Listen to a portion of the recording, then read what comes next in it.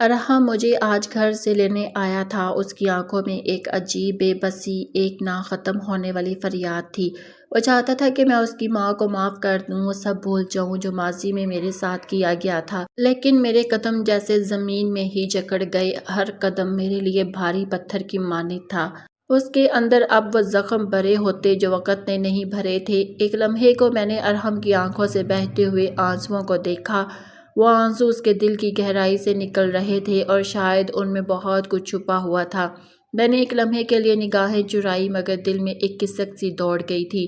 بھاری قدموں کے ساتھ میں نے خود کو کھینچا اور ایمرجنسی وارڈ کے کمرے کی طرف بڑھ گئی، جہاں پر دائی امی ایڈمٹ تھی۔ ان کے چہرے پر آکسیجن ماسک لگا ہوا تھا، چہرے کی رنگت پیلی بے جان سی ہو چکی تھی۔ شوگر زیادہ بڑھ جانے کی وجہ سے ان کی زبان تقریباً تالو سے چپک گئی تھی۔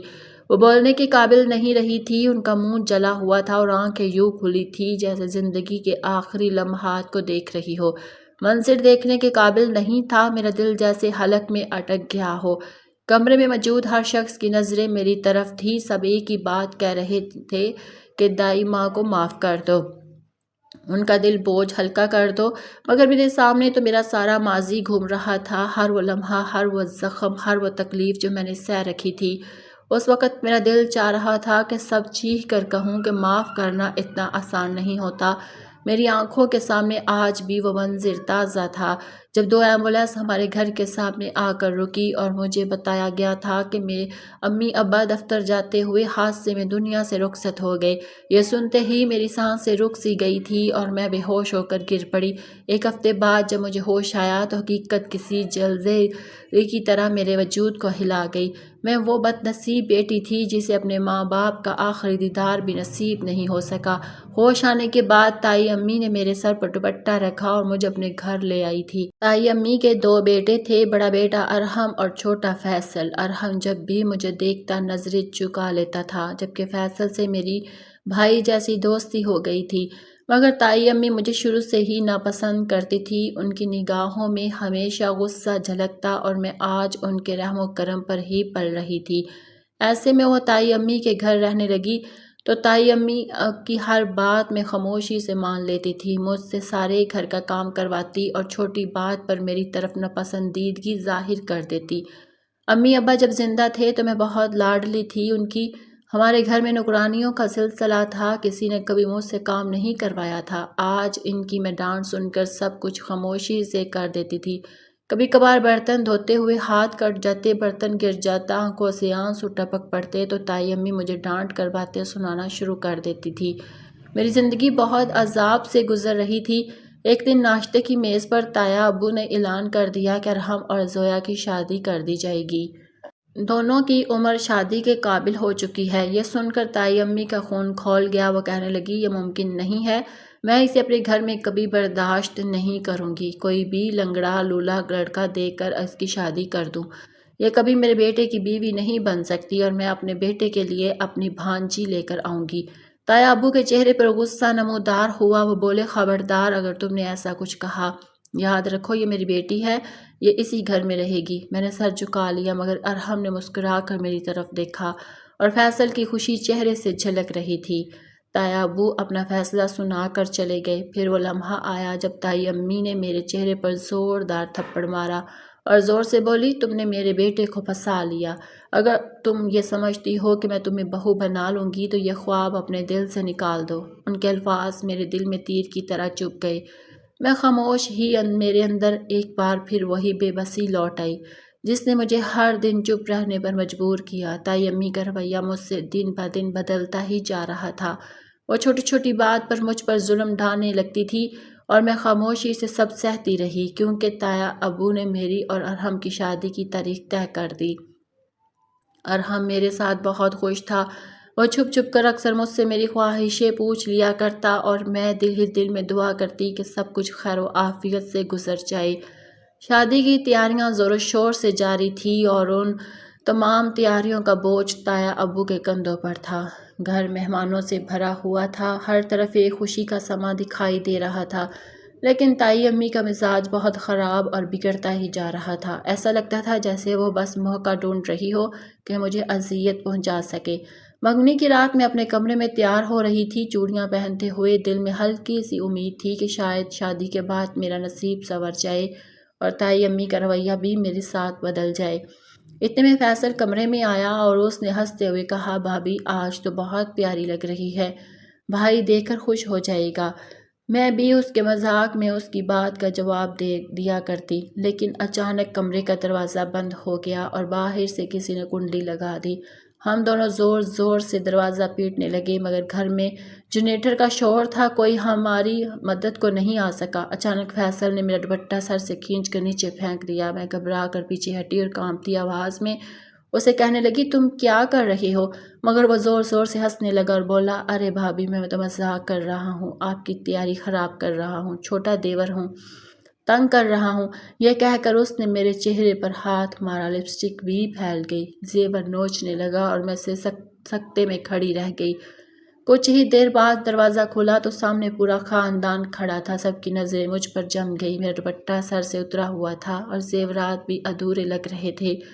لمحہ بھر کو ایسے لگا جیسے زمین میرے قدموں تلے سے نکل گئی ہو۔ اصل بات مجھے تب سمجھ آئی کہ یہ سب ایک سوچی سمجھی سازش تھی اور میری خوشیوں کو کسی کی نظر لگ گئی۔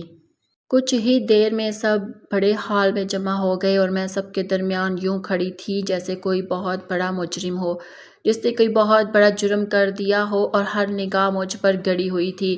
اچانک ارحم میرے قریب آیا، اس نے زوردار تھپڑ میرے منہ پر دے مارا اور کہنے لگا، مجھے تم سے یہ امید نہیں تھی۔ جبکہ فیصل ایک طرف نظریں جھکائے کھڑا تھا اور تائی امی کی مسکراہٹ ایک عجیب سی فاتحانہ مسکراہٹ میں بدل گئی۔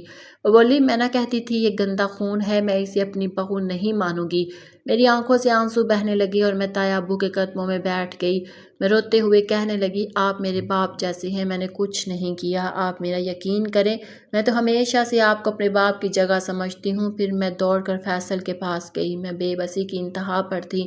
میں نے اس سے کہا کہ فیصل تم تو میرے چھوٹے بھائی جیسے ہو، کچھ تو کرو، مگر وہ بھی خاموش کھڑا رہا۔ اس کی خاموشی مجھے اندر سے مار رہی تھی۔ میں چاہتی تھی کہ زمین پھٹ جائے اور میں اس میں سما جاؤں۔ میں حیران اور پریشان تھی کہ میرے ساتھ یہ سب لوگ کیا کر رہے ہیں۔ لوگ مجھے تو بدگمان نظروں سے دیکھ رہے تھے اور سرگوشیوں میں مجھے برا بھلا کہہ رہے تھے۔ تائی ابو نے حکم دیا کہ قرآن پاک لے کر آؤ اور ہم جلدی سے قرآن مجید لے آئے اور ہم میرے سامنے رکھ دیا گیا۔ تائی ابو نے کہا کہ اس پر ہاتھ رکھو اور قسم کھاؤ کہ تم پاک دامن ہو۔ میں نے ابھی ہاتھ بڑھایا ہی تھا کہ تائی امی لپک کر آئی، قرآن پاک پر ہاتھ رکھ کر بلند آواز میں کہنے لگی کہ میں نے خود اسے رنگے ہاتھوں کئی بار پکڑا ہے، اس لیے تو اس کو برا کہتی ہوں اور میری بات پر کوئی یقین نہیں کرتا۔ لیکن جھوٹ سے میرا دل چھلنی ہو گیا، مجھے یوں لگا جیسے آسمان جھوم کر میرے سر پر گر گیا ہو۔ میری زبان ساتھ نہیں دے رہی تھی اور آنکھیں سوج رہی تھی۔ تائی ابو نے دوبارہ قرآن پاک میرے آگے کیا مگر میں ایک دم پیچھے ہٹ گئی۔ ایک نظر فیصل پر ڈالی جس کی جھکی ہوئی آنکھوں میں شرمندگی تو تھی مگر ہمت نہیں ہوئی کہ سچ بولے، اور دبے قدموں سے کمرے میں چلی گئی۔ قرآن پاک پر ہاتھ نہ رکھا بلکہ اپنا معاملہ خدا کے سپرد کر دیا، کیونکہ مجھے یقین تھا کہ میرا رب میرا حال جانتا ہے اور ایک دن میرا انصاف ضرور کرے گا۔ تھوڑی دیر کے بعد تائی امی میرے کمرے میں آئی تو وہ چاہتی تھی کہ کسی طریقے سے میں ان کے گھر سے نکل جاؤں۔ کہنے لگی، تمہارے پاس صرف آدھا گھنٹہ ہے، یہاں سے دفع ہو جاؤ، میں تمہارا چہرہ دوبارہ یہاں نہیں دیکھنا چاہتی۔ میں نے تائی امی سے کہا کہ خدا کا خوف کرے، کچھ تو ڈریں، آپ نے میرے ساتھ کیا کیا ہے، میرا خدا آپ کو کبھی معاف نہیں کرے گا۔ مگر میری التجا کا ان کے دل پر ذرا بھی اثر نہیں ہوا۔ انہوں نے مجھے دھکے دے کر گھر سے باہر نکال دیا اور دور کھڑے تائی ابو خاموشی سے کھڑے رہے اور فیصل بھی نظریں جھکائے کھڑا تھا۔ میں نے تائی ابو، فیصل اور ارحم کی طرف ایک ایک نظر ڈالی اور گھر سے نکل آئی۔ مجھے اندازہ نہیں تھا کہ میں کہاں جاؤں گی۔ یوں ہی مجھے یاد آیا کہ امی کے ڈاکٹر کے ساتھ ایک نرس ہوتی تھی جو اس وقت مجھے بہت محبت دیتی تھی، اس کا گھر مجھے معلوم تھا۔ میں رکشہ لے کر ٹوٹے ہوئے قدموں کے ساتھ جب اس کے گھر پہنچی، دروازہ بجایا تو وہ باہر آ کر مجھے دیکھ کر حیران رہ گئی کہ رات کے اس وقت میں یہاں کیسے آ گئی۔ خیر وہ مجھے اپنے گھر کے اندر لے گئی، گلے لگا کر تسلی دی۔ میں رو کر بے ہوش ہو گئی۔ جب مجھے ہوش آیا تو اس نے مجھے پانی پلایا اور محبت سے کھانا کھلانے لگی۔ میں نے پوری داستان اسے سنا دی تو اس کی آنکھوں سے آنسو ٹپکنے لگے اور وہ بولی کہ کوئی بات نہیں بیٹا، تمہاری امی کا دل بھی بہت اچھا تھا۔ اس نرس نے وعدہ کیا کہ وہ میری ماں کے احسان کا بدلہ چکائے گی۔ میں اس کے ساتھ رہنے لگی، وہ مجھے اپنی بیٹی کی طرح پیار کرتی تھی۔ یہ ایک چھوٹا سا گھر تھا جہاں ان کا بیٹا ایک مزدور آدمی تھا۔ مگر وہ تھوڑا معذور تھا، زیادہ گھر سے باہر نہیں جا سکتا تھا۔ آنٹی ساحرہ بوڑھی تھی ہو چکی تھی اور بیمار بھی رہنے لگی تھی، مگر ان کے پیار نے میرے ٹوٹے دل کو سہارا دیا۔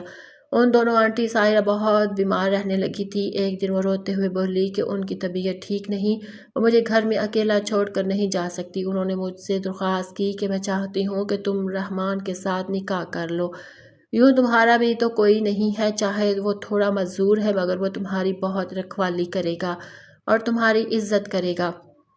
ان کی باتیں سن کر میرا دل بھر آیا اور میں نے خاموشی سے سر جھکا دیا۔ اس طرح میرا رحمان کے ساتھ نکاح ہو گیا۔ آنٹی جب سے بیمار تھی بیگ بنا کر بچوں کے اسکول کے لیے بیگ تیار کرتی تھی اور اب میں ان کے ساتھ بنانا سیکھ لیا تھا۔ ہم مل کر بیگ بناتے تھے اور بازار میں سیل کرتے تھے، گھر کا خرچ نکالتے تھے۔ ایک دن اچانک دروازہ کھلا اور ہم اور فیصل کھڑے تھے، شرمندگی سے سر جھکائے۔ آہستہ آہستہ اندر آئے اور دونوں نے زمین پر گر کر معافی مانگنا شروع کر دی۔ کہنے لگے امی نے مجبور کیا تھا تو انہوں نے غلط راستہ اپنا لیا اور اب وہ بہت پچھتا رہے ہیں۔ میری آنکھوں کے سامنے وہی دردناک منظر آ گیا، مگر دل نے کہا کہ اگر میں بھی نفرت میں ڈوب گئی تو میرا اور ان میں کیا فرق رہ جائے گا۔ رحمان نے نرم لہجے میں کہا کہ اجازت دے دو اور ان کے ساتھ چلی جاؤ، تم انہیں معاف کر دو۔ میں اپنے شوہر رحمان کے ساتھ ہسپتال چلی گئی، جہاں تائی امی کی حالت بہت خراب تھی۔ ان کو دیکھ کر میرے دل کے زخم ایک لمحے کو بھر سے جاگ اٹھے، اور جب میں ان کی حالت دیکھی تو وہ ہاتھ جوڑ کر سب کے سامنے کھڑی تھی۔ میں آگے بڑھی اور آنسوؤں کے ساتھ کہا کہ تائی امی میں نے آپ کو معاف کر دیا۔ یہ کہہ کر میں زور زور سے رونے لگی۔ تھوڑی دیر کے بعد تائی امی اللہ کو پیاری ہو گئی، شاید وہ اسی معافی کا انتظار کر رہی تھی۔ سب لوگ رونے لگے۔ کچھ دنوں بعد جب تایا ابو لوٹے تو انہوں نے کہا کہ اب تمہارے باپ کا گھر خالی پڑا ہے، چلو اپنے شوہر کے ساتھ وہاں جا کر رہو۔ رحمان نے کہا کہ وہ تمہارے والدین کی یاد ہے، تم اسے کیسے چھوڑ سکتی ہو؟ شروع میں تو تایا ابو والوں نے اس گھر پر قبضہ کر لیا ہوا تھا۔ میں اپنے شوہر کے ساتھ اپنے گھر واپس آئی تو ہر چیز ویسی کی ویسی تھی۔